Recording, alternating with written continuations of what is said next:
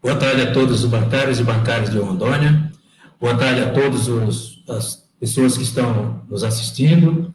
Estamos iniciando a nossa live aqui e vamos falar sobre a reestruturação, mais uma reestruturação no Banco do Brasil. Reestruturação essa que tem afetado, que vai afetar aí milhões de pessoas.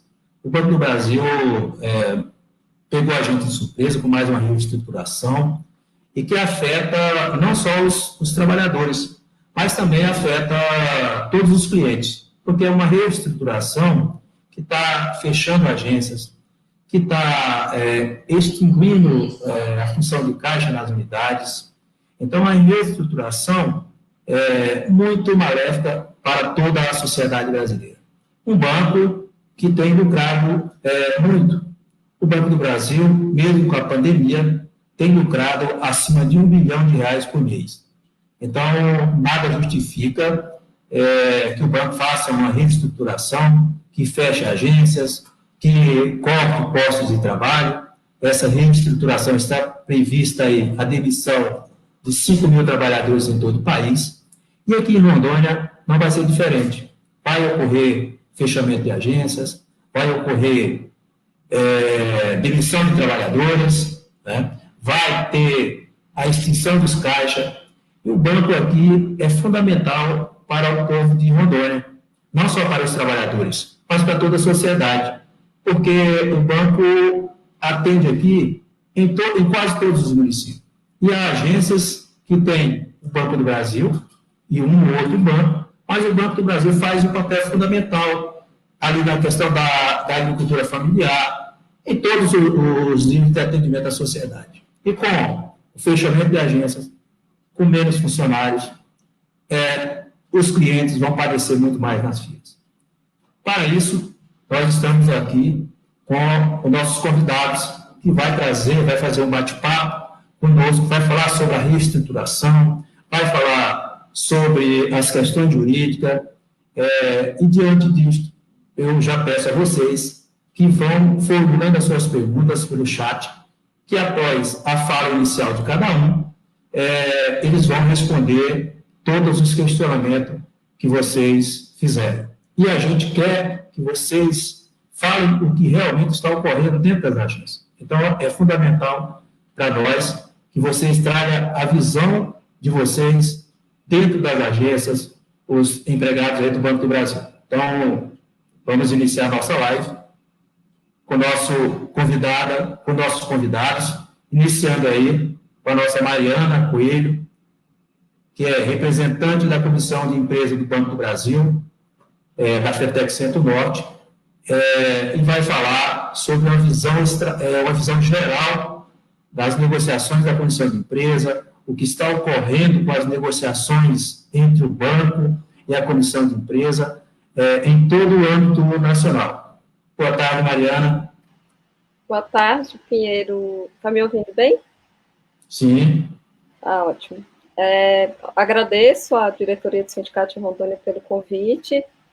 É importante dizer que, se não fosse uma pandemia, dificilmente a gente conseguiria estar junto de todos os trabalhadores da base da federação nesse momento. A pandemia possibilitou que a gente tivesse essa interação mais próxima dos nossos sindicatos, da base da federação, Centro-Norte. Somos a maior federação da base da Contraf, então engloba os sindicatos da região centro-oeste e norte do país, e realmente a gente tem um cenário muito desafiador com essa reestruturação do Banco do Brasil. É uma reestruturação que está trazendo de imediato prejuízos para os funcionários do Banco do Brasil, prejuízos para os clientes e prejuízo para a população como um todo, que vai deixar de ser atendida em agências e certamente não terá esse atendimento necessário em todas as cidades do país.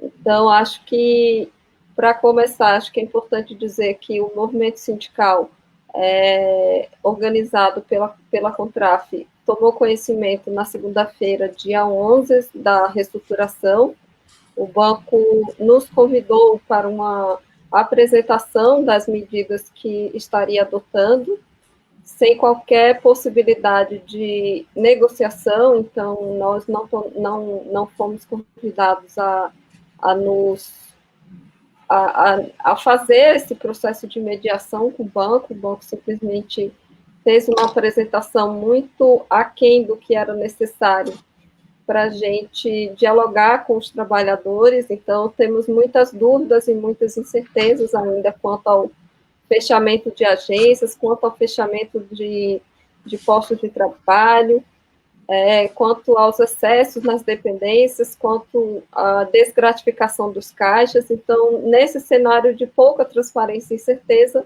é o que a gente tem vivido desde a última segunda-feira, por conta da postura do próprio Banco do Brasil, de não trazer esses dados não só para o movimento sindical bancário, mas também para os próprios trabalhadores. Então, as informações são muito, muito poucas para esse momento que o banco está passando de profundas mudanças. E a gente se reuniu, a comissão de empresa se reuniu na última quarta-feira para tratar dos encaminhamentos necessários da organização da luta dos trabalhadores do Banco do Brasil. E a gente tem atuado em 3 frentes importantes e que certamente terão repercussão nos próximos dias. A gente teve, nessa reunião, discutiu a questão da estratégia política de atuação dos sindicatos nesse momento.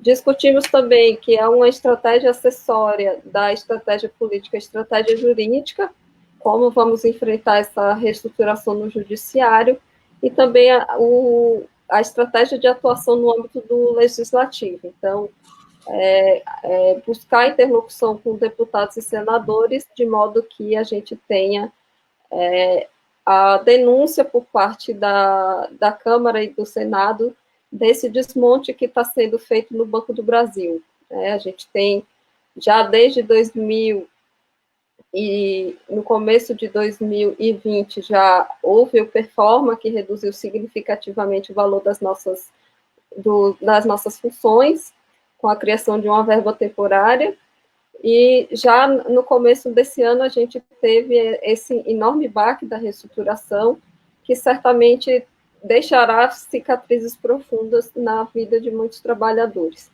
Então, já muita gente nos procurou nesses últimos dias.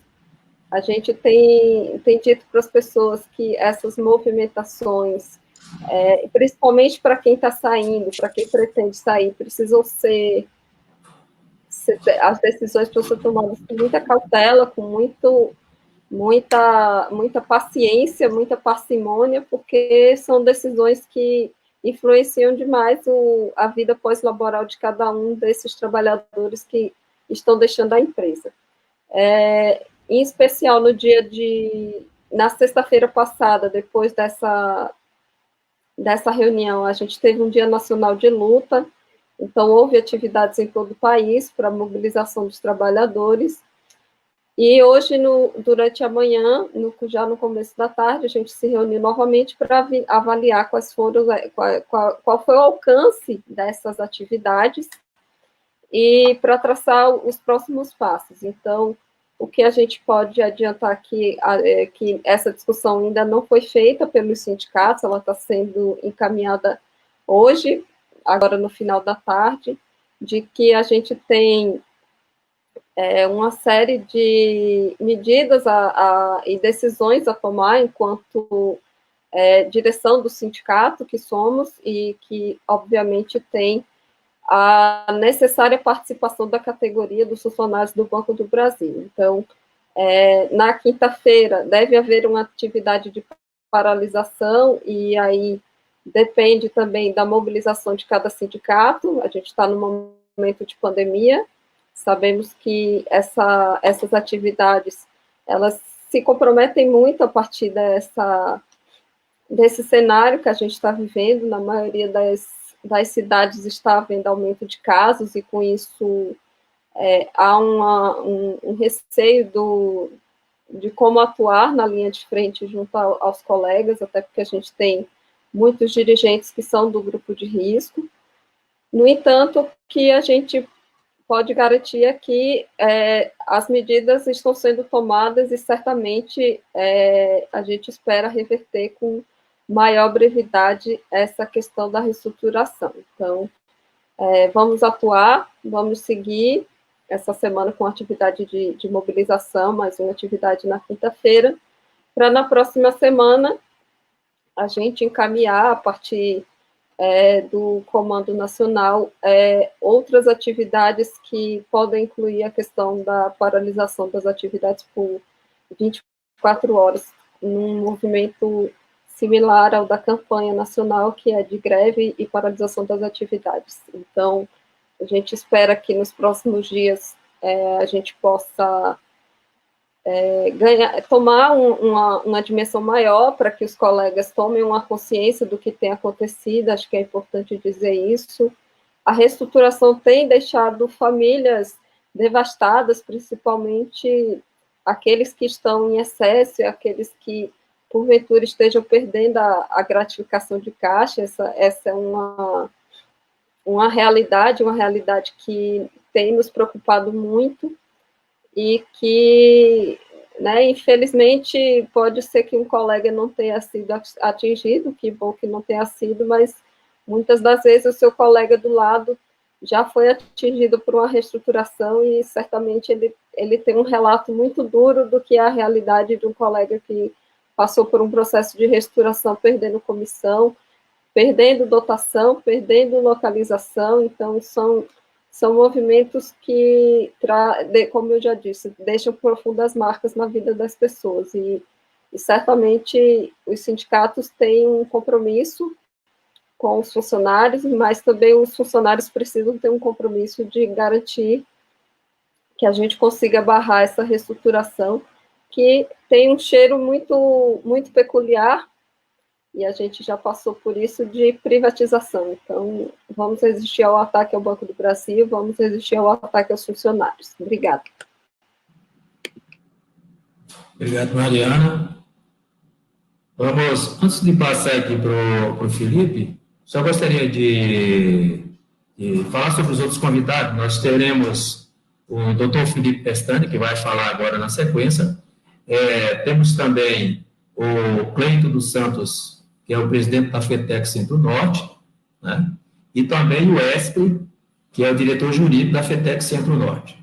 É que eu acabei não fazendo desculpem aí, tá? Na sequência agora nós vamos ouvir o doutor Felipe falando aí sobre a visão jurídica dessa reestruturação, tá? Então, doutor Felipe, a palavra é sua. Vamos lá. Boa tarde, presidente Pinheiro. Me ouvem bem? Só confirmem para mim aí.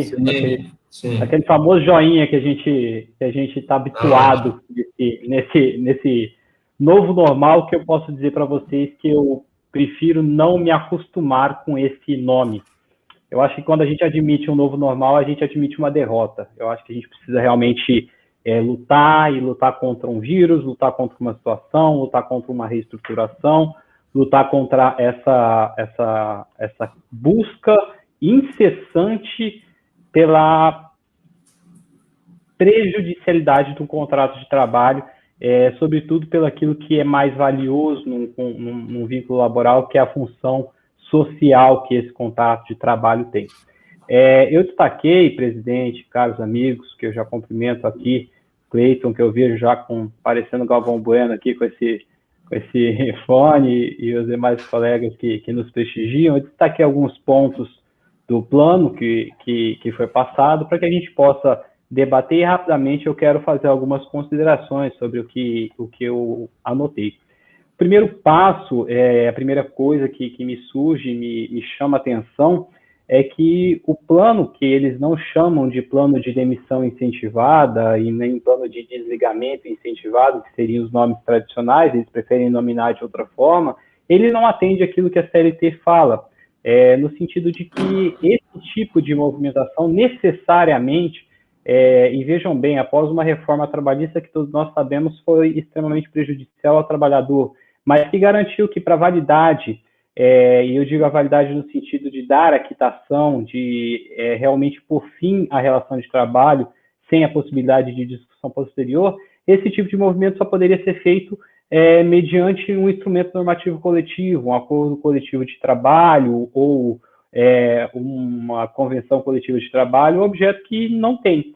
O plano ele é unilateral e, sendo unilateral, eu já adianto aqui aos colegas que estão participando, aflitos com essa situação, que toda e qualquer discussão, apesar do plano dizer que você, a partir da adesão, você adere ele em caráter irretratável e irrevogável, ou seja, você não pode discutir isso posteriormente, essa regra ela foge à legalidade, porque a CLT só diz que isso pode acontecer se por acaso o plano for feito por meio de assistência sindical, ou seja, com a participação tripartite entre trabalhador, empregador e o sindicato, e eu diria mais, isso foge ao próprio direito constitucional que todos nós temos, que é o direito de acessar a justiça e buscar aquilo que, porventura, nós entendermos que foi prejudicial, apesar de eu assinar um documento e me candidatar a esse desligamento voluntário, essa remoção lateral da forma com que eles prevêem. Então, nesse primeiro aspecto, eu já vejo que há uma grande ilegalidade nesse ponto,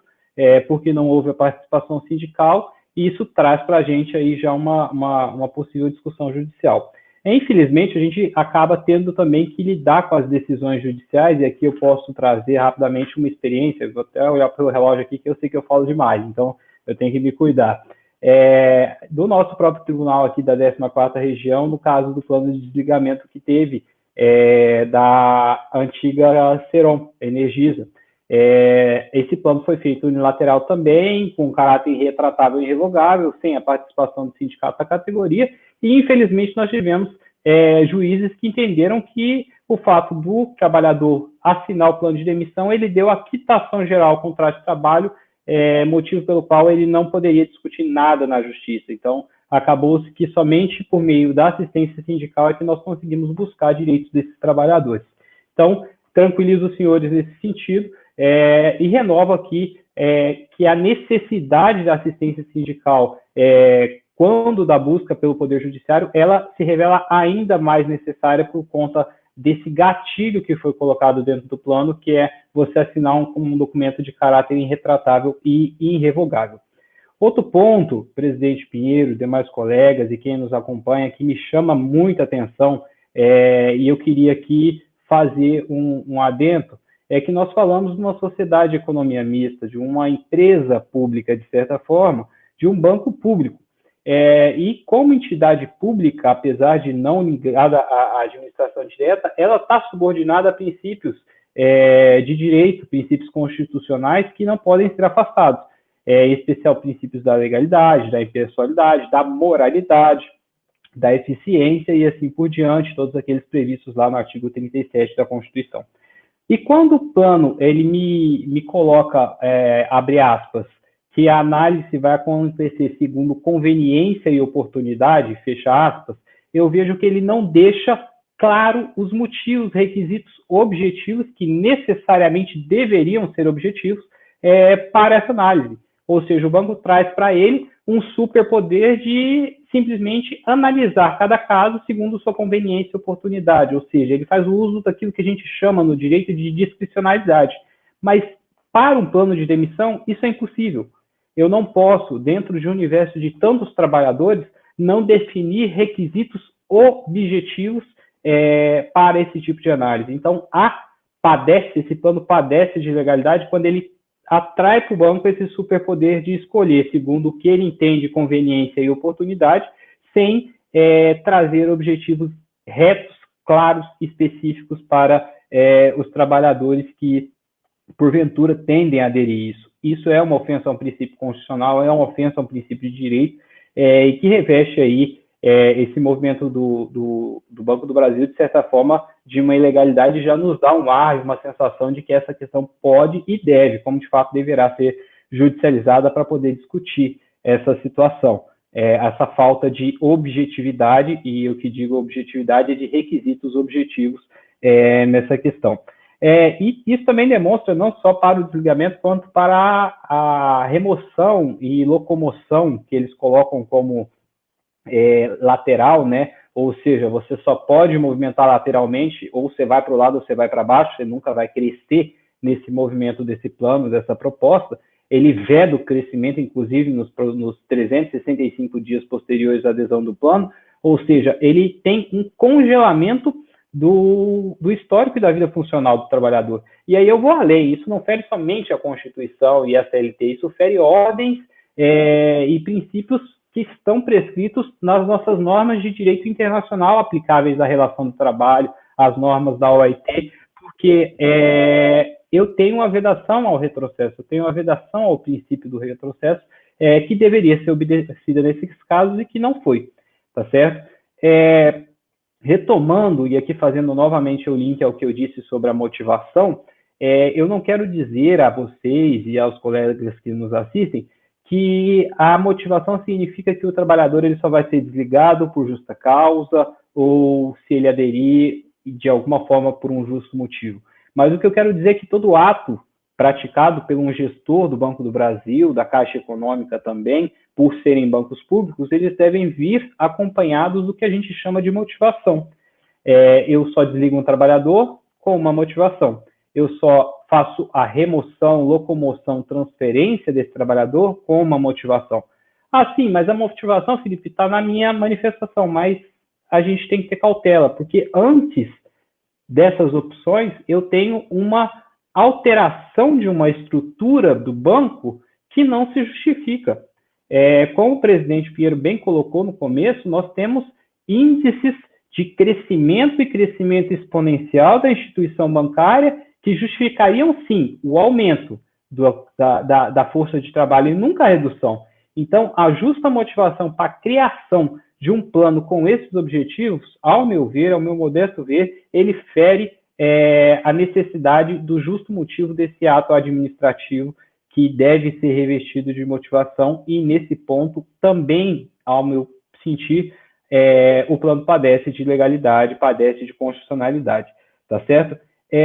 No ponto, um quinto ponto aqui, que eu vejo novamente uma falta de objetividade, é que o banco traz para si a possibilidade de validação ou não daquela adesão ao plano de demissão incentivada, ao plano de remoção ou locomoção de postos de trabalho. E veja bem, essa validação do banco, novamente, falta com objetividade. Ela falta com requisitos objetivos.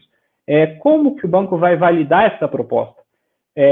Como que o banco vai validar a minha intenção, a intenção do Pinheiro de alterar o local de trabalho ou de me desligar? Falta aqui uma objetividade, falta um requisito de objetividade que dá ao banco um superpoder de validar ou não.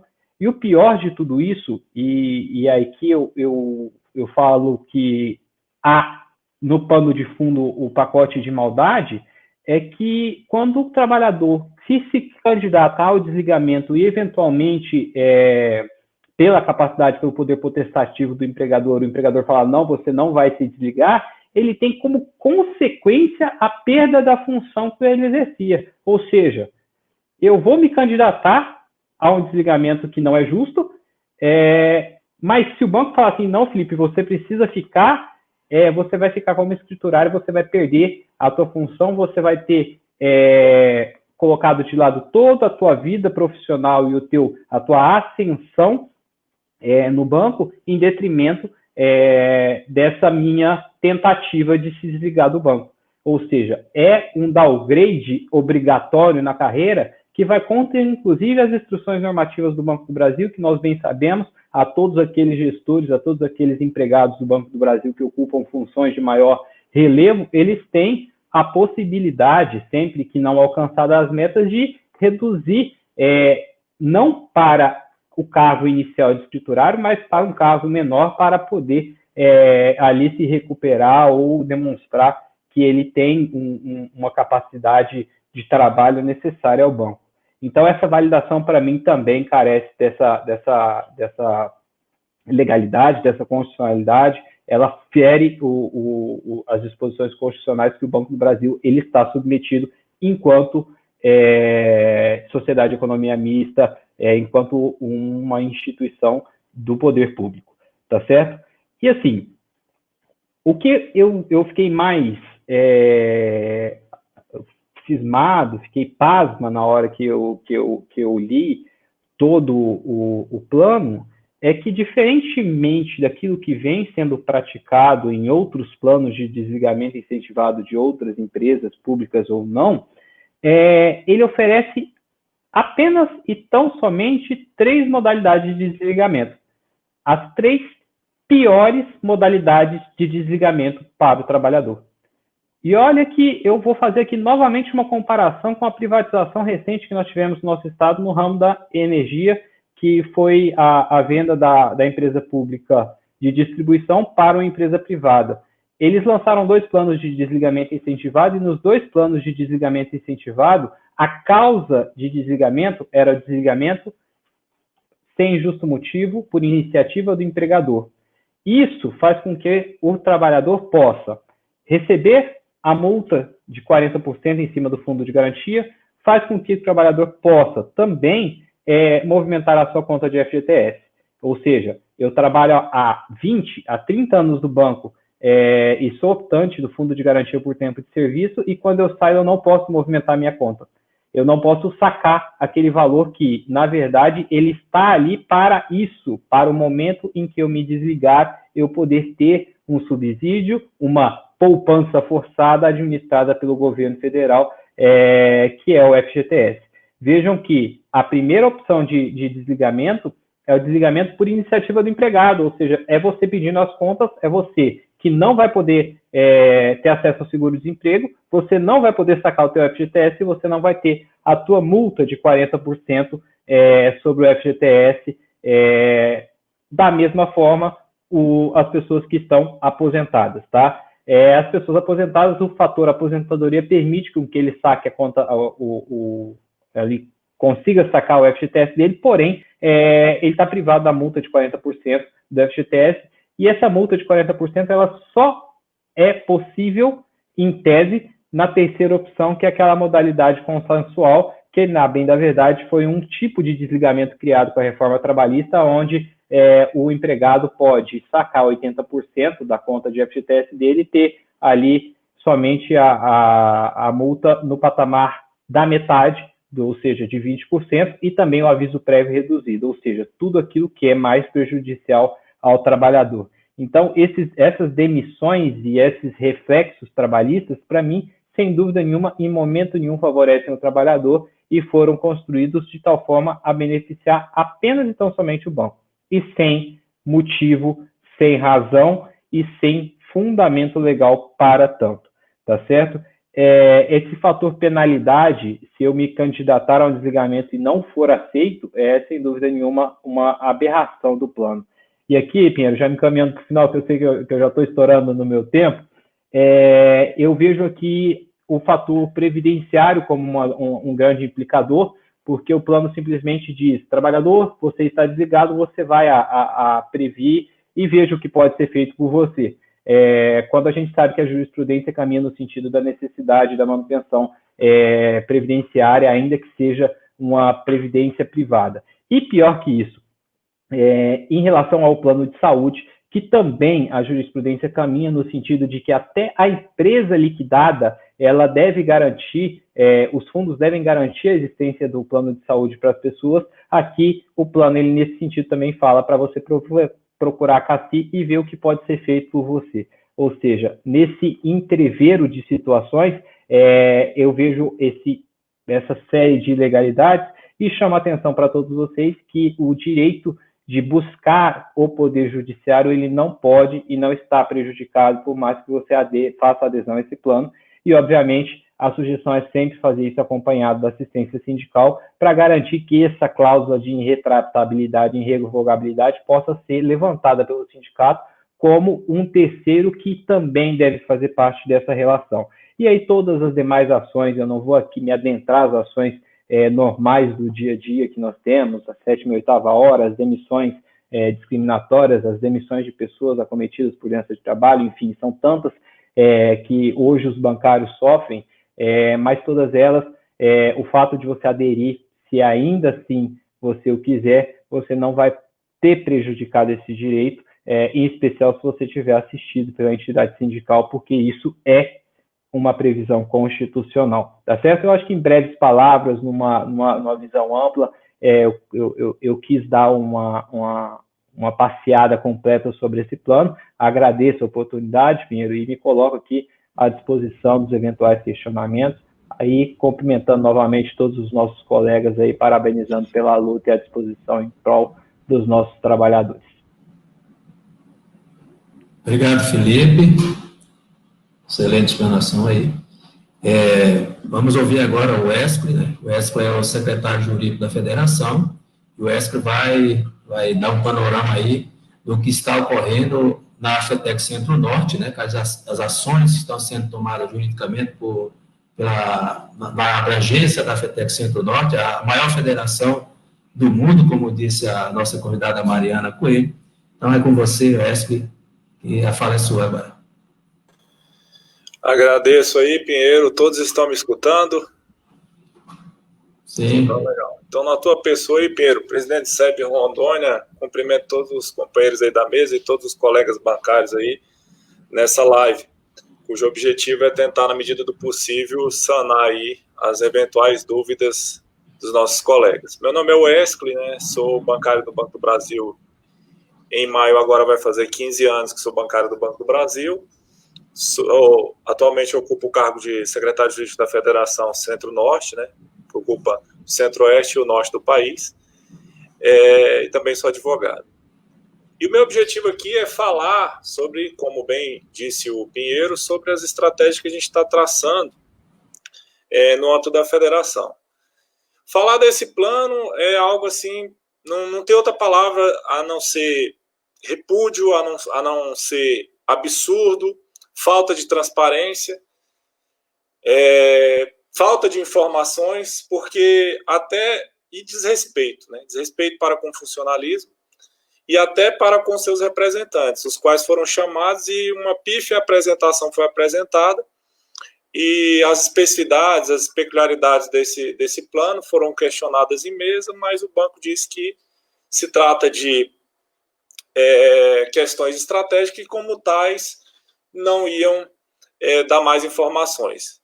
Para ter o absurdo de que nem as informações a gente está adquirindo com os colegas, nem os locais que de fato fecharão, a gente tem as informações oficialmente. Temos extraoficialmente, quando sabemos daquelas agências que os colegas vão estar em excesso, mas não sabemos quais, o que isso vai afetar. Então, é baseado nisso que eu quero adentrar no âmago do que eu de fato preciso falar, quais as estratégias que a gente traçou. O jurídico da federação, em conjunto com vários jurídicos aí, dos sindicatos que são vinculados à federação, que são subordinados à federação, fez uma reunião e a gente tracejou, né, algumas estratégias. Então, o que a gente tem de fundamento principal? A responsabilidade. Nós não vamos sair ajuizando ações, né, colocando em risco, colocando em detrimento outros trabalhadores. A estratégia é trabalhar de forma casada, de forma conjunta, né, com os sindicatos países, estados afora, né, de modo a construir jurisprudência, trabalhando naqueles estados em que temos TRTs, judiciários trabalhistas mais progressistas, e, na medida do possível, construindo jurisprudência para a gente conseguir lutar contra esse plano. Um dos pontos que a gente discutiu nessa reunião foi justamente a ausência de transparência. E nisso, a gente já teve aqui em Brasília, né, estou em Brasília, sou do Sindicato Bancário de Brasília também. Em Brasília, nós temos um jurídico muito bom, e aí elogiar na pessoa da Mariana, né, a LBS Advogados, que é um jurídico extremamente técnico, extremamente capacitado e extremamente imbuído com as questões bancárias, né? E nós já tivemos no âmbito da Caixa uma vitória muito grande, que a gente conseguiu travar, suspender um plano da Caixa em 2018, muito baseado na questão da ausência de transparência, utilizando a lei da informação. né? Então, assim, o que a gente queria, de fato, era anular um plano desse até para um liminar. Mas, por outro lado, diante de tudo que o doutor falou aí, doutor Pestana, né, falou, por outro lado também, nós temos que o banco ele se fundamenta numa premissa de que tudo que ele está fazendo está dentro do seu poder diretivo. E é fato que muitos desembargadores, juízes, não aceitam que, de fato, o sindicato adentre em questão de poder diretivo. Mas, ainda assim, a gente tem estratégia. Por exemplo, quando o doutor fala da questão, né, que aí corrobora o que eu vou dizer, da questão da ausência nesse sentido, a gente pode trabalhar com a lei da transparência para que, de alguma forma, a gente consiga lutar contra esse plano, como eu disse. Outra estratégia que a gente retirou foi justamente fazer denúncias nos ministérios públicos do trabalho aí, país afora. Como eu sempre digo, já disse isso em outras lives, o Ministério Público nem sempre é aquele órgão que a gente espera que sempre venha algo bom. De vez em quando, inclusive, vem contra os trabalhadores também, contra o movimento sindical. Mas o fato é que a ação conjunta, muitas das vezes, dos sindicatos com esses procuradores do trabalho, do Ministério Público do Trabalho, ele tem sim estratégias que têm dado certo. Por exemplo, a Mariana vai lembrar, aqui em Brasília nós conseguimos, o Banco do Brasil, todo funcionário aí sabe do que a gente está falando, o Banco do Brasil não deixa nem que, em caso de uma ação disciplinar, o bancário tenha acesso a dados, né, do próprio processo que lhe é afeto. E nós conseguimos, juntamente com o Ministério Público, numa ação civil pública, conseguimos mudar isso no que se refere à ação disciplinar. Então, também temos essa estratégia de fazer denúncias no Ministério Público do Trabalho. No campo individual, uma ação que acho que é importante a gente falar um pouco sobre ela, não teve tempo aí e aí o doutor Pestana até tomando um pouco a sua fala, se eu não teve tempo para falar sobre ela, falando em questão específica, né, país afora aí, sindicatos também podem discutir, no caso dos caixas, quem está perdendo comissão, né, no caso dos caixas de gratificação, a famosa súmula 372. Súmula essa que, com o advento da reforma trabalhista, veio um artigo para dizer que, independente do prazo, não há mais o direito de incorporação. Inclusive, há a decisão recente do TST, na pessoa do Ives Granda Martins, que é um dos relatores da reforma trabalhista, dizendo que essa súmula ela não se aplica, inclusive para os contratos anteriores à reforma, o que é um absurdo. Por outro lado, já existe também, essa é uma decisão esparsa, isolada, por outro lado, existe já uma ligeira maioria dentro do Tribunal Superior do Trabalho, com decisões, inclusive, posteriores a essa que foi no âmbito dos Correios, dizendo que a reforma trabalhista se aplica tão somente para os contratos posteriores a ela. Então, no caso, quem já tinha 10 anos até 11/11/2017, que foi aí quando a reforma trabalhista entrou em vigor, esses trabalhadores eles têm o direito, né, principalmente um direito constitucional, que é o princípio da estabilidade financeira, da não mudança do contrato, da mudança da vedação do retrocesso, de poderem ajuizar ações, garantindo aí, para quem completou, né, 10 anos antes da reforma trabalhista, entrar com ação para tentar incorporar essa gratificação. E para quem completou posteriormente a essa reforma trabalhista, também temos estratégia no âmbito da federação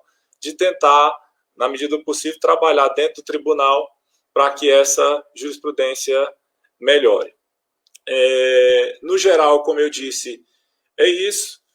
E, por fim, é importante falar também que a FETEC Centro-Norte está, como a Mariana falou de uma maneira geral, está imbuída também, temos colegas, inclusive bancário do Banco do Brasil, dentro, 24 horas, dentro, que é o Jefão, representando a Contraf, dentro do Congresso, levando essa discussão que pegou mal pra caramba, inclusive o governo aí com interesse em trocar a presidência da Câmara, e muitos prefeitos estão questionando, porque, de fato, o Banco do Brasil, que é mote de políticas públicas de desenvolvimento no país, simplesmente vai fechar a agência, que em alguns municípios só tinha agência do Banco do Brasil, deixando descoberto toda uma população. Então, diante disso, nós estamos também dentro do Congresso, a FETEC também está apoiando ações dentro do Congresso. Recentemente, agora, nós fizemos um pedido de informação já conseguimos fazer com uma comissão de parlamentares mais progressistas, encabeçada aí pela companheira Érica Cocai, que é bancária da Caixa, para fazer um pedido de informações lá na presidência da Câmara, para que o ministro da Fazenda venha falar sobre isso. Esse ministro, a gente sabe que está aí, está a serviço desse desgoverno, para destruir o Banco do Brasil. Esse é o objetivo, por mais que esse governo diga que quer defender o banco, isso é mentira, isso é balela, na medida em que a gente sabe que esse tipo de ação é para precarizar, é para, de fato, objetivar a privatização do banco. Não à toa, esse Paulo Guedes é um dos donos do BTG Pactual, banco esse que comprou carteiras de cobranças do Banco do Brasil avaliado em quase 3 bi por 300 milhões. E ainda teve o disparate de ajuizar uma ação para que colocasse-se mordaça em quem ousasse falar ao contrário. Estamos denunciando isso. Isso é um dos motivos para corroborar o que eu disse. Esse governo, desgoverno, na verdade, quer desestruturar o banco para privatizá-lo, o que a gente, funcionários, com a força, a mobilização, a luta dos sindicatos, vamos tentar impedir, e o que eles querem é botar a mão no banco, e botar a mão no capital financeiro do banco, e para isso, destruindo primeiramente aquilo que tem mais valor no banco, que é o seu corpo funcional. Então, baseado nisso, eu retorno a palavra aí para o Pinheiro, e agradeço a oportunidade. Muito obrigado. Obrigado, Wesley. Quero falar para todos aí que estão nos assistindo, para que mandem suas perguntas para o chat, né? Logo na sequência, os nossos convidados vão responder as perguntas. Então, é muito importante ouvir vocês que estão nos assistindo, né? Mandem as perguntas para os nossos convidados, que eles estão aí aptos a responder. Agora nós vamos ouvir o presidente da Federação Centro-Norte, Cleiton dos Santos, que fará uma avaliação de toda a questão da estratégia política que está sendo feita pela FETEC Centro-Norte, né? Mais na questão política, nas ações. O Cleiton também é funcionário do Banco do Brasil, também pertence à diretoria do Sindicato dos Bancários de Rondônia, e agora está presidindo a maior federação aí do mundo, né? A gente costuma falar aqui, né, doutor Felipe, que é o melhor advogado do mundo aqui do SEG Rondônia, então é o maior presidente do sindicato maior do mundo, então a gente costuma ter essa grandeza aqui, viu, Wesley e Mariana? Tá? Então vamos lá ouvir agora o presidente da maior federação do mundo, né? E isso é verdade, realmente. Boa noite, Pinheiro, Mariana, doutor Felipe, Wesley. Parece brincadeira, né? E a gente até brinca com esse tom e sem falsa modéstia, né? Pelo menos geograficamente podemos dizer que a Federação Centro-Norte é a maior federação de bancários do mundo, porque as dimensões geográficas da base da FETEC, de fato, nos leva a crer que mesmo nos países de grande extensão territorial não tem uma federação com essas dimensões. Mas, brincadeiras à parte, o importante é sabermos que o tamanho dessa federação, que compreende os sindicatos da região norte, da região centro-oeste, né, a maioria deles, de cada região, isso dá quase metade das dimensões do país. O tamanho é a força que nós temos à disposição de organizar a categoria e mobilizá-los, os bancários do Banco do Brasil e a categoria como um todo, para enfrentarmos um ataque a uma instituição que consideramos de suma importância para o nosso país, um banco com mais de 200 anos e que agora sofre mais um ataque, e nós entendemos que começa destruindo o principal capital, que é o funcionalismo, né? E pela parte mais o nível menor da estrutura organizacional do banco, que é retirando a gratificação dos caixas, né, já foi explicado aqui por doutor Felipe, pela Mariana e pelo Wesley. Então, a base da pirâmide organizacional sofre um ataque. E é preciso dizer que esse ataque, e o banco anuncia isso como uma economia, nós avaliamos que é uma economia tão insignificante que nós só entendemos que a intenção é destruir aquilo mais importante, que é o funcionalismo. É verdade que outras comissões também sofrem ataques, também sofrem perdas, considerando que as agências fechadas, elas perdem essas comissões no primeiro momento, mas haverá uma realocação. Mas aí a gente está falando de 5 mil funcionários do Banco do Brasil com experiência, com expertise, com uma cultura organizacional, com a capacidade ainda de avançar, que vai para fora, e a gente percebe que isso vai agravar uma situação que já é caótica no Banco do Brasil, que é a falta de funcionários. Um outro ponto que nos chama a atenção, e por isso afirmamos isso, é a questão das agências fechadas em todo o país. Aqui no estado de Rondônia, nós vamos ter uma agência fechada na capital e mais 5 agências no interior do estado. Isso significa menos pontos de atendimento em algumas cidades que só tem agência do Banco do Brasil, que tem a agência do Banco do Brasil, e ela sendo a propulsora do atendimento da agricultura familiar, do pequeno empresário, ou como sendo a empresa, o banco que financia a produção, que financia o investimento.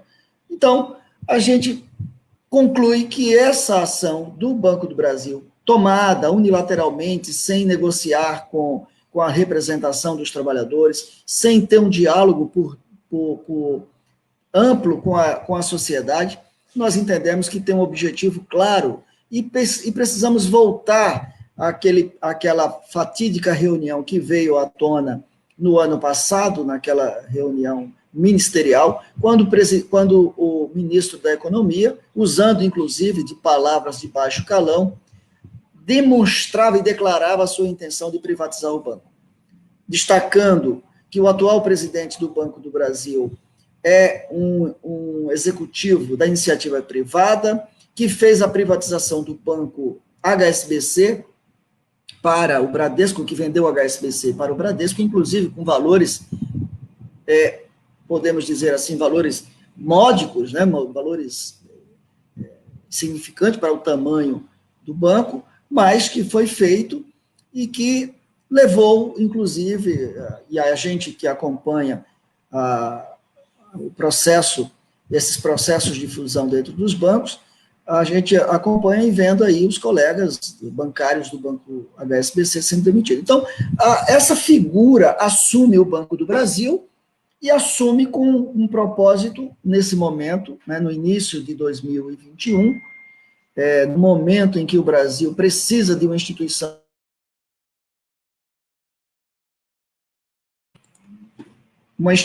que cumpra o seu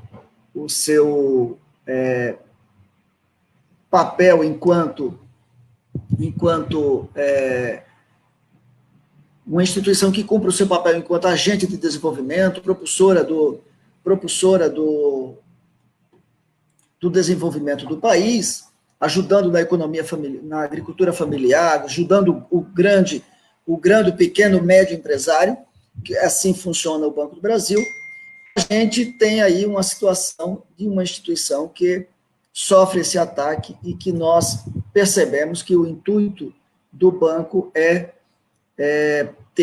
o intuito dos executivos do banco, do ministro da Economia e do presidente da República é o fechamento, a privatização do Banco do Brasil, afetando o funcionalismo, afetando a sociedade quando fecha as agências bancárias. Então, nós, enquanto Federação Centro-Norte, organizados no Comando Nacional dos Bancários, estamos nos mobilizando nacionalmente para enfrentar isso, né? O Wesley já trouxe aqui alguns informes, a Mariana também, e, portanto, nós vamos reunir, já fizemos isso a semana passada, faremos outra reunião ainda amanhã, com todos os sindicatos que compõem a Federação Centro-Norte, para definirmos novas ações para o enfrentamento desse ataque sofrido pelo Banco do Brasil. Sexta-feira nós tivemos um dia de luta, um dia onde os bancários protestaram, ocuparam as redes sociais, protestaram vestindo preto, denunciando a situação que vem sofrendo dentro do Banco do Brasil, e estamos aí organizando outras atividades ainda para essa semana, e provavelmente faremos com que a população e especialmente esse governo e a direção do banco entenda que nós não vamos aceitar prejuízos para a categoria bancária, para os funcionários do Banco do Brasil, e, sobretudo, nós não vamos admitir o ataque e a intenção do fechamento do Banco do Brasil, da privatização do Banco do Brasil. Então, a Federação Centro-Norte se organiza num espaço nacional, buscando aglutinar, reunir forças com os funcionários da base da federação, e vamos, assim, enfrentando esse ataque que entendemos que só traz prejuízo tanto para o funcionalismo quanto para a sociedade. É isso, Pinheiro.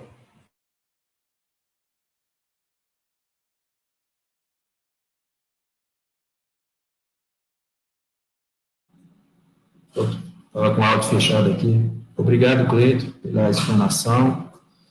Bom, e obrigado a todos que explanaram também, muito boa. Nós estamos agora com 60 pessoas nos assistindo ao vivo, né? Nós temos aqui uma pergunta da Vânia Leal, e ela faz a pergunta: como vai funcionar a incorporação da função de assistente AUN? Poderia ser a Mariana responder isso aí.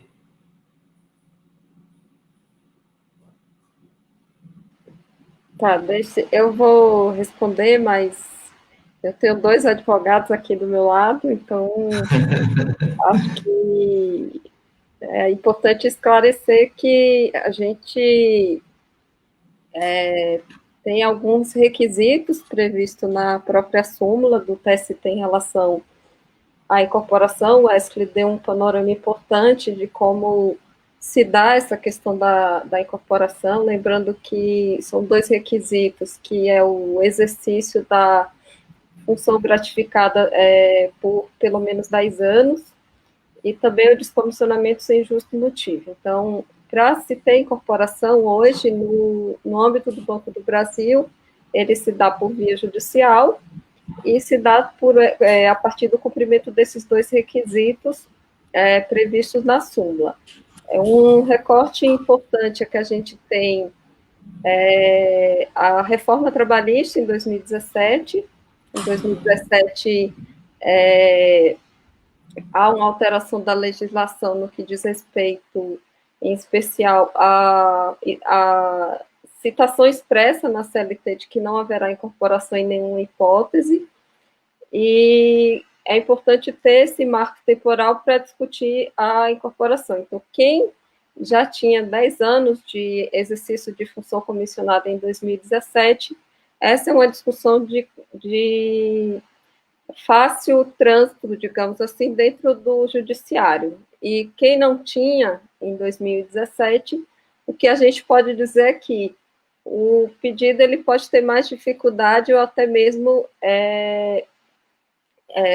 não ser provido logo de primeira, e essa discussão ela ganha mais, leva mais tempo para ser vencida dentro do judiciário. Então, é importante ter esse recorte temporal de 10 anos, e certamente o que a gente pode adiantar de uma discussão, por exemplo, que foi feita na reestruturação de 2016, que a gente conseguiu, pela CONTRAF, a liminar, que garantia a incorporação de função, inclusive considerando o período de caixa, de exercício da função de caixa, e o banco reverteu essa decisão no TRT da 10ª região, a liminar tinha sido concedida, e infelizmente até o momento a gente não teve um resultado definitivo nessa questão da reestruturação de 2016. Então, é importante que as pessoas tenham muito clareza que o embate na esfera judicial,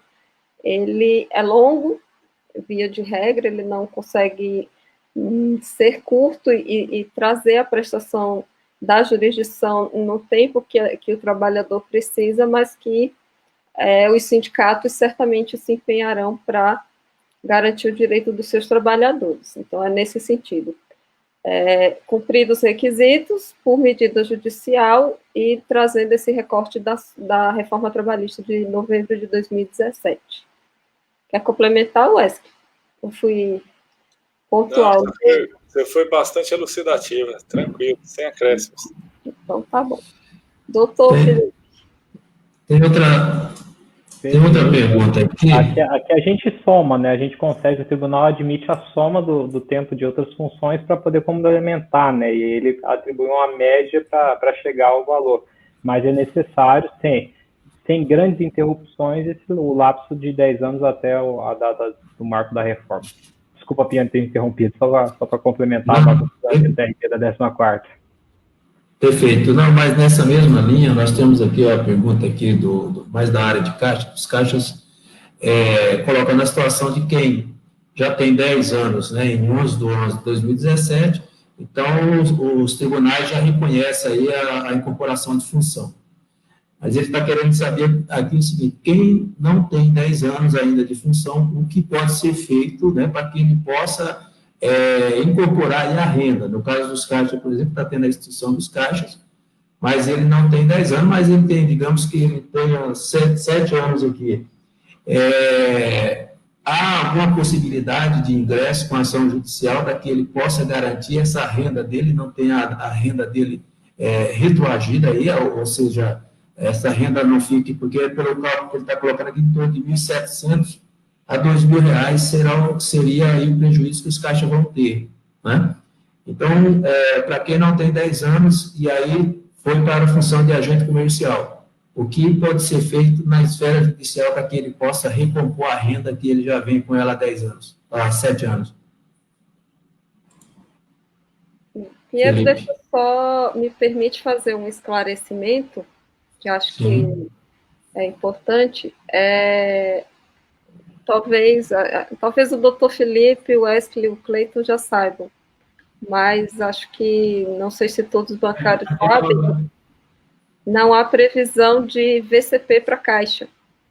Então, essa é uma discussão que a gente pode, inclusive, enfrentar no judiciário. Então, não estou aqui querendo antecipar o debate de cada sindicato, mas é uma possibilidade que a gente enxerga uma saída judicial para que, eventualmente, se tenha essa verba, ainda que em caráter temporário, para suprir a questão alimentar de cada colega caixa. Então, é só para trazer esse esclarecimento também. Obrigada. Ok. Tem aqui o Evandro. Eu já tenho 17 anos de função de caixa, só que nesse período eles foram mudando os códigos de função e também criaram o PSO. Isso pode interferir em uma incorporação de função nesse caso? Acho que faz a pergunta aqui para o doutor Felipe. Na verdade, Pinheiro, desculpa, eu não entendi o nome do bancário que ele levantou. Evandro, né? De esquerda, tá aqui. Isso, hoje, de esquerda é de canhota. Estamos juntos. Hoje, o entendimento que a gente, pelo menos consolidado dentro do nosso tribunal aqui, e também chancelado pelo TST, é que a mudança dos códigos e nome e nomenclaturas, ela não prejudica a incorporação da função. É realmente o parâmetro dos 10 anos até a reforma trabalhista em novembro de 2017, independente do nome que foi atribuído ao teu cargo, independente, inclusive, do cargo que você ocupou. Hoje a gente conseguiu emplacar a tese de que se eu trabalhei como caixa um período, como gerente de pessoa física um período, gerente de pessoa jurídica outro período, e fui para a gerência geral, e a soma de todos esses cargos sem uma grande interrupção, pode haver interrupção, mas sem uma grande interrupção dentro dessa minha vida funcional, me garante a incorporação da função. Aí fica a pergunta, mas o que eu vou receber? Vai receber a média dos salários que você recebeu durante esses 10 anos, é a tese que a gente conseguiu firmar dentro do tribunal aqui e está passando pelo TST dessa forma.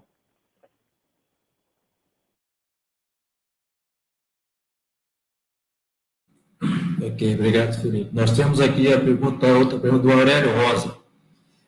O pedido de incorporação só pode ser pleiteado se o funcionário perder a gratificação? Não. Basicamente, o direito ele é adquirido no dia 11 de novembro de 2017, quando da reforma trabalhista. A ideia é que você adquiriu o direito naquele momento. O que nos preocupa ultimamente é a questão da alegação da prescrição em relação a isso, mas também já conseguimos decisões favoráveis no sentido de entender que a incorporação da função que me foi assistido direito em 2017, ela é uma prestação de trato sucessivo, ou seja, ela se renova a cada ano. Então, eu posso esperar perder a função, alegar que esse meu direito que eu adquiri lá em 2017, ele foi se renovando a cada mês que passou, e ajuizar a ação pedindo a incorporação da função. Ou eu posso fazer opção por ajuizar a ação, sabendo que normalmente quando a gente ajuiza a ação contra o banco, o primeiro procedimento que eles fazem é desincorporar a função em um movimento de retaliação ao trabalhador. Só um ponto, um parênteses, Pinheiro, uma questão que foi firmada no TST que eu vejo assim um pouco prejudicial ao trabalhador, é que se hoje você tem, por exemplo, uma função de gerente geral incorporado, e por acaso você opte por ser novamente comissionado, não há a soma dos valores, há a compensação dos valores. Então, se você já tem um patamar salarial da incorporação que você conseguiu judicialmente e vai ocupar outro cargo, isso não vai somar, isso vai sempre compensar aquilo que já está incorporado no seu salário. Felizmente, não há mais essa soma. Há um tempo atrás, a jurisprudência caminhava no sentido de que o que era incorporado era uma coisa, o que era a nova função era outra. Hoje, o TST já entende que, uma vez incorporada determinada função, tudo aquilo que se soma, que você venha a ocupar depois, ele deve ser compensado com o valor que você já recebe, né?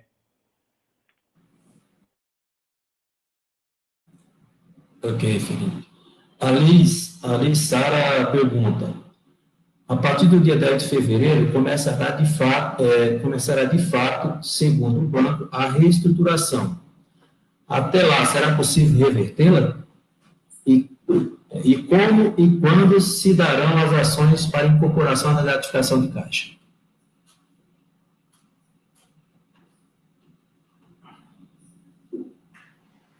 Essa pergunta é meio complicada, né? Porque a luta que nós estamos... Eu me perdi na pergunta. Ela disse que, segundo o banco, a incorporação, de fato, ocorrerá a partir de 10 de fevereiro. Né? Se até lá, é possível revertê-la, o plano de reestruturação. E aí ela já faz uma pergunta que a partir de quando, né, começa as ações de incorporação de função.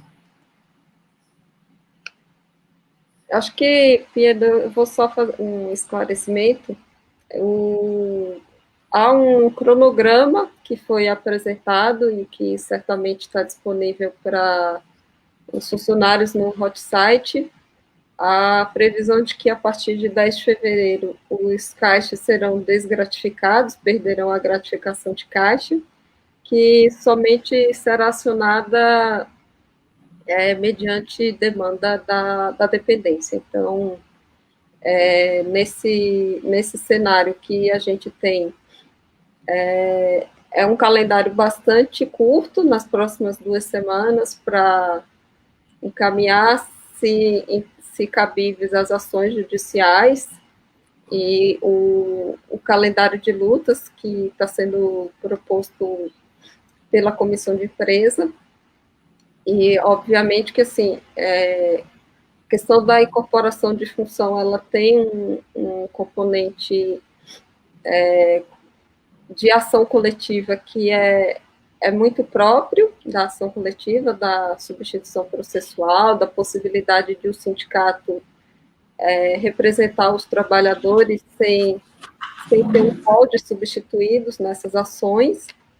E, obviamente, que o funcionário, se entender cabível e dentro das suas possibilidades, porque eu sempre digo para os colegas que me procuram enquanto secretária de Assuntos Jurídicos que uma batalha contra o banco, ela é muito dura no campo judicial, ela não é uma batalha fácil de ser travada, precisa ter suporte emocional para enfrentar o banco no judiciário. Isso eu posso dizer com muita tranquilidade. A gente é um sindicato aqui em Brasília que enfrenta o banco com muita altivez, mas que sabe que o banco ele tem sido um litigante muito difícil, e nas ações individuais é que a gente entende que talvez seja um caminho mais rápido do ponto de vista de efetividade do direito, mas que coletivamente os sindicatos têm legitimidade para propor ações dessa natureza. Então é importante a gente ter encaminhado as discussões pela nossa federação. O Wesley fez um relato importante do que a gente tem discutido com todos os sindicatos da base da FETEC, e que certamente os sindicatos tomarão as medidas judiciais que entender cabíveis para resguardar o direito de todos os trabalhadores que vierem a ser prejudicados. Obrigada. Pinheiro, deixa eu só fazer um comentário, não sei se complementa, sobre essa observação dessa pergunta da Lissara, mas eu queria fazer pela perspectiva política, né? A Mariana falou aí na questão jurídica. Eu acho que, primeiro, que o banco deu um calendário, e na nossa avaliação é um calendário terrorista, né? Porque o tempo, o Wesley falou isso aqui, o tempo é curto para o funcionário tomar decisão, né? O doutor Pestana também falou. Então, e aí anunciou, olha, vai ser a partir do mês de fevereiro, vai ser implementado e acabou. Então, será reversível? Aí vamos para a questão política. Depende de nós funcionários do Banco do Brasil, de mobilizar a sociedade, de fazer com que a sociedade compreenda o que está acontecendo. Nós, primeiro, entendermos que precisamos lutar por aquilo que é o nosso emprego, que é a nossa remuneração, que é a nossa carreira, e a nossa empresa, que entendemos que é uma empresa importante para o país. Depois a sociedade, para que a sociedade nos ajude nessa luta. E aí faremos os embates jurídicos necessários, faremos os embates políticos necessários, porque estamos movimentando o parlamento através da comissão mista em defesa das empresas públicas que diz respeito a Petrobras, a Correios, a BNDES, a bancos, Banco do Brasil, Caixa Econômica, enfim, a todas as empresas públicas, a Embrapa e todas as outras, e também a comissão parlamentar em defesa dos bancos públicos. São duas comissões, são duas frentes, melhor dizendo, não comissão, duas frentes parlamentares, uma coordenada pelo deputado Zé Carlos, que é um empregado da Caixa lá da base do Piauí, e a outra pela companheira Érica Cocai, que também é uma empregada da Caixa, do Distrito Federal. Então, veja, nós temos que fazer tudo isso, né? E depende de nós essa luta. Agora, eu quero fazer uma reflexão aqui, infelizmente, nós estamos diante de um fato que não faltou alerta sobre isso. E aqui eu não quero desvirtuar o debate e nem politizar partidariamente o debate, mas é preciso dizer que nós em 2016 e 2018, nós anunciávamos que o projeto que estava em curso na disputa no Brasil levaria a esses fatos que nós estamos vendo hoje. Alguns colegas, inclusive do Banco do Brasil, não acreditou. Não acreditou. Pagou para ver. Infelizmente, todos nós estamos diante dessa problemática.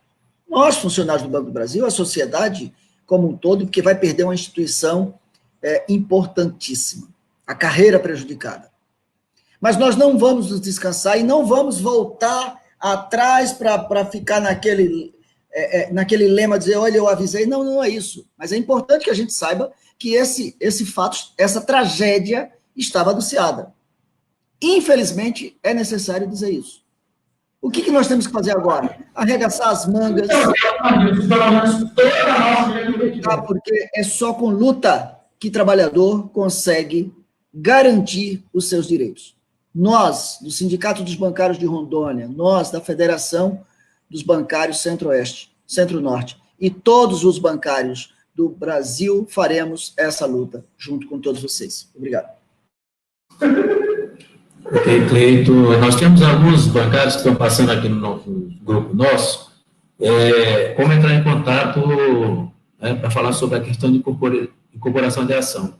Eu gostaria de dizer para eles entrarem em contato pelo nosso site, pelo nosso e-mail, está na tela aí, só anotar aí.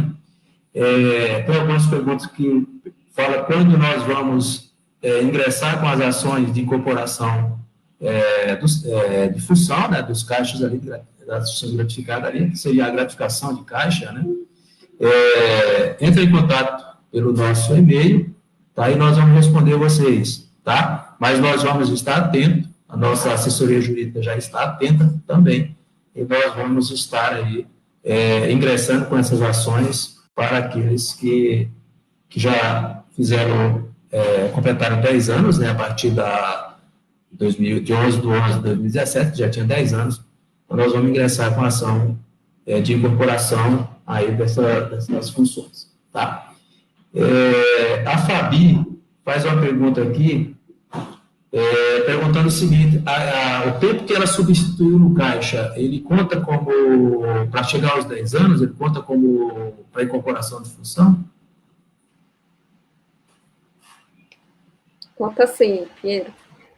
Mesmo ela não tendo efetivamente, ela não tenha sido, a substituição dela não tenha sido mês a mês, ela ficou um mês, né? Substituiu um mês, o outro não, ela vai contar por mês ou vai contar aquilo desde quando ela foi nomeada ali para substituir? Tem que ter o registro, né, da substituição no histórico funcional da colega. Então, é importante fazer essa contagem a partir porque fica registrado no sistema quando há substituição, entendeu? Então, seria pelo efetivado, né? Sim, pelo período que ela efetivamente exerceu. E também, como o próprio doutor Pestana já falou na live, né, que não pode ter um espaçamento muito grande, né? Pode ser espaçado, mas a estabilidade, o princípio que rege a súmula 372 é o princípio constitucional da estabilidade financeira. Então, se você ficou muito espaçado, é claro que esse tempo não vai contar. Então, vai contar pela média geral, somando e pela efetividade do que de fato participou. Ok, obrigado aí. Tem algumas outras perguntas aí que o pessoal estão fazendo, mas a gente já se encaminha para o final da nossa live. Eu vou agora pedir para que cada um, né, faça a sua fala de encerramento. As perguntas que vierem no chat, nós vamos responder via e-mail, vamos passar tanto para a nossa assessoria jurídica quanto para os convidados, e aí, assim que tiver a resposta, nós passamos para o pessoal que fizer as perguntas. Gostaria de começar aí com as com as suas palavras finais, começando pela Mariana Coelho, que iniciou a fala, deixar a saudação dela, aí desde já agradecer, viu, Mariana, pela participação, junto com os bancários de Rondônia, junto com várias outras pessoas que estão nos assistindo agora. Nós chegamos a 62 pessoas online, né? Essa live nós vamos reproduzir ela também, para que quem não pôde assistir agora, que estava trabalhando, possa assistir ela novamente, tá? Então, quero deixar um agradecimento aqui em nome de toda a diretoria do sindicato, a você, que está sempre também passando as informações das negociações que tem com os bancos, das negociações das reuniões da comissão de empresa, e dizer que o sindicato está sempre aberto aí para quando você quiser se manifestar. Obrigada, Pinheiro. Agradeço o convite, agradeço também a oportunidade de trazer para os bancários de Rondônia as informações necessárias para subsidiar o debate e a luta de vocês. E a gente segue à disposição na comissão de empresa. É importante que os relatos, as dúvidas, elas possam ser elucidadas, e a gente se solidariza com cada colega. Acho que esse é um momento muito complexo que a gente está vivendo, e a gente entende com muita clareza que só o funcionalismo unido conseguirá superar tudo que a gente está vivendo hoje, tá bom? Agradeço e sigo à disposição. Obrigado, Mariana. E agora o maior advogado do maior escritório do mundo aí, doutor Felipe, fazendo sua saudação final aí.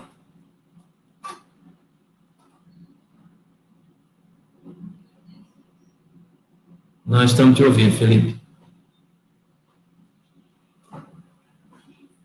Eu ia falando aqui que os nossos colegas não se ficam tão constrangidos com a nossa modéstia, né, Cleiton? Mas só reiterar a disposição em colaborar com a categoria, em discutir, em participar desses debates, dizer que o escritório está aqui de portas abertas, a nossa equipe está capacitada e preparada para apoiar, nos colocar também à disposição dos colegas da federação, no que nos for possível. Estamos aqui para colaborar, somos um sindicato que tem uma base muito forte e que tem uma preocupação muito grande com o que acontece a nível nacional. Então, o que for necessário, como de outras vezes nós tivemos a oportunidade de trabalhar em parceria, nós iremos fazer, e aos nossos colegas que acompanham a live, nós vamos estar sempre por aqui à disposição para atendê-los. Hoje, não presencialmente, por conta das limitações que do decreto local nos impôs, mas no meio virtual a gente continua conversando, falando por imagem, por WhatsApp ou por todas as maneiras. E vamos lutar contra tudo isso que está acontecendo com todas as forças possíveis, sob todos os argumentos e em todas as instâncias necessárias. Agradeço mais uma vez ao meu querido amigo Pinheiro pela oportunidade de estar com vocês essa noite. Obrigado. Obrigado, Felipe. Agora vamos para o Wesley, grande guerreiro aí de Brasília, está na luta aí, está fazendo aí várias lives, não estamos presencialmente, viu, Felipe? Mas o pessoal está trabalhando bastante, né? Live todo dia. A Mariana está com a cara de cansaço, né, Mariana? Mas o que a gente está fazendo realmente, né, de poder estar falando com a nossa base. Então, o meio agora que está sendo possível, está sendo pelas lives. A gente, aqui em Rondônia, hoje, nós estamos na fase 1, né, do lockdown, e muito preocupante aqui a situação nossa aqui de Rondônia, e nossos vizinhos aqui, né, próximos aqui, que é Manaus, que está nesse caos que vocês estão vendo, né, e aí, para que a Rondônia não se transforme numa Manaus, então foi decretada aí essa fase 1 do decreto aí. Aí espero que a vacina começou agora e que tenha bastante vacina para todos nós, e em breve aí a gente possa estar se abraçando, né, e presencialmente debatendo aí as questões da nossa categoria. Suas considerações finais. Eu quero aí, Pinheiro, agradecer a participação, dizer que é por iniciativas como essas que faz com que a nossa categoria seja a categoria mais organizada do país, né? Eu costumo dizer que é por causa de ações como essa, que é a única categoria em que o mesmo bancário lá do Rio Grande do Sul, no norte do país, ele tem os mesmos itens de benefício, é amparado por uma convenção coletiva nacional, fruto de uma organização. E essa organização, ela remete à luta. E luta a gente também conclama a dizer aos colegas, porque a gente percebe que em várias lives o bancário e a bancária dizem, né, o que o sindicato vai fazer por mim, mas o que o bancário está fazendo de luta. A gente sabe de todas as dificuldades para que isso, mas essa luta é uma luta de todos. É uma luta não só do SEB Rondônia, não é só da FETEC, é de todos os bancários. A luta é da categoria bancária, é dos funcionários do Banco do Brasil contra esse desmonte, contra essa tentativa de privatização do banco. Nesse sentido, também coloco à disposição aí o jurídico da federação, no que puder, para a gente poder ajudar, a gente o fará. E quero aí agradecer a presença de todos, a participação, e dizer que essa iniciativa, inclusive, nos renova e também a gente aprende muito. Muito obrigado. Obrigado, Esco. Agora, finalizando, o Cleito, nosso grande companheiro da casa, né, Cleito? Temos uma luta muito grande aí em Rondônia, né? Precisamos da categoria e lutar contra esse desgoverno, né? Esse plano aí que está prejudicar bastante o nosso Estado, o fechamento de agências, né? Com a falta de transparência, nós não temos transparência por parte do banco aqui em Rondônia. As informações que temos foram colhidas de colegas lá dentro, mas parte do banco mesmo, da superintendência, não nos deu informação alguma, apesar de que nós enviamos ofício à superintendência, enviamos ofício à gestão de pessoas do banco, e até o presente momento não sequer eles deram informações para nós dos impactos que vão ocorrer em Rondônia, das agências que vão ser fechadas em Rondônia, das agências que vão ser transformadas em PAs. Então, assim, a gente está nas escuras, as informações que temos dos que colhemos dos colegas que estão dentro das agências. Por isso é importante que os colegas que estão nos assistindo agora nos deem informações para que a gente possa levar essas situações que estão ocorrendo no Estado para as esferas superiores, né, que a gente possa acionar as instâncias de grau superiores, para que possamos acionar o nosso jurídico. Tá? Nós já encaminhamos ofício para alguns deputados federais, informando da situação que está ocorrendo no Banco do Brasil, e em especial aqui em Rondônia. Né? Feito para suas considerações finais. É isso, Pedro. Infelizmente, o banco assume uma outra postura, né, de tratamento com o funcionalismo e com as representações desse funcionalismo. Isso foi negado, Pinheiro, já na primeira reunião, a Mariana trouxe essa informação, na primeira reunião com a comissão da empresa, o banco simplesmente não subsidiou, não trouxe subsídios sobre essa reestruturação e desmonte do banco. E aqui, e também em outros estados, em outras bases sindicais, não foi diferente, viu?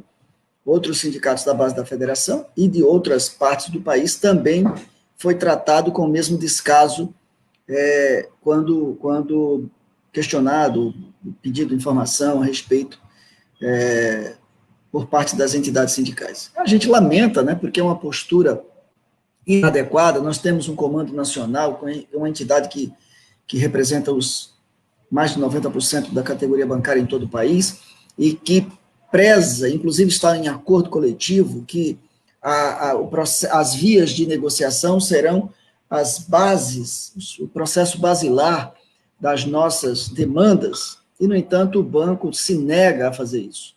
E se nega porque recebe orientação para isso.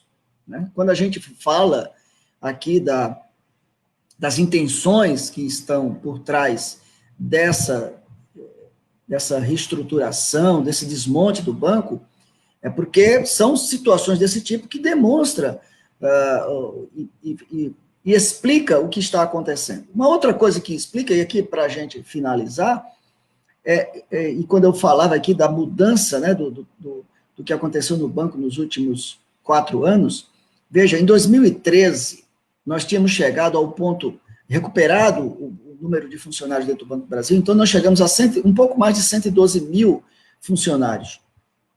Em 2015, em 2015 chegamos a quase 110 mil.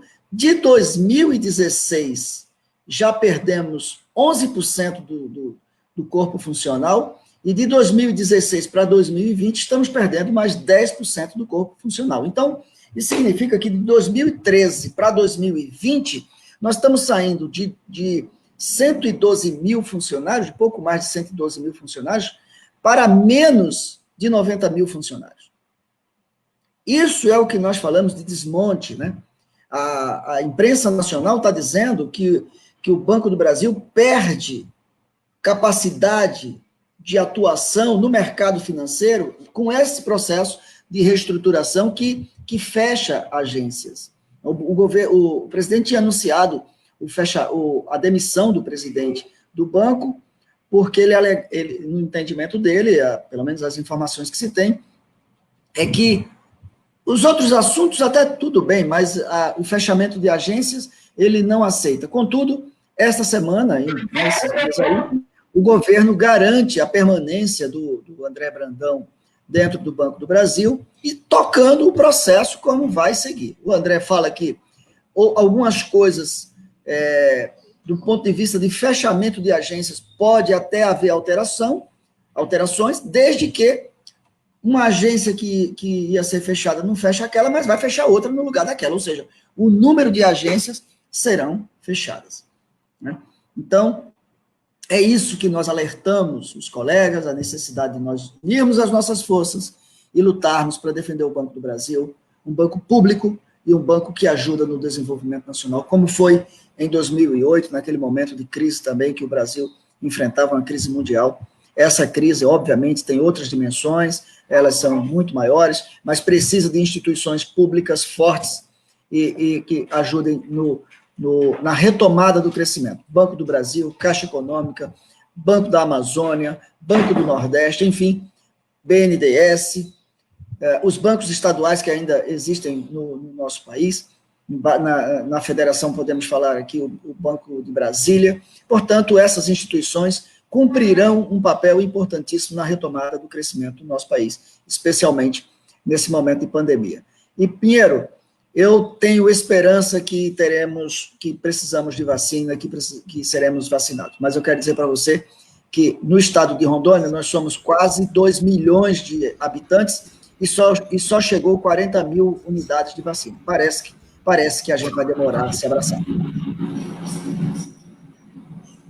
E ainda chegou atrasado, viu? Porque esse ministro, que é especialista em infraestrutura e logística, não deu conta de distribuir as vacinas de forma tempestiva e organizada em todo o país. Nós fomos, inclusive, o último estado a receber as vacinas. E só recebemos 40 mil para uma população de quase 2 milhões. É um problema. Precisamos continuar com distanciamento, com álcool gel, com isolamento social, é necessário. Muito bem, Cleito. Muito obrigado a todos, né? Vamos chegando ao final. Quero agradecer a presença de todos os colegas aí que nos assistiram.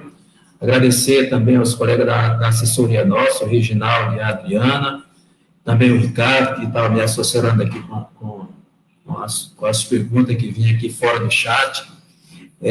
Então, muito obrigado a todos.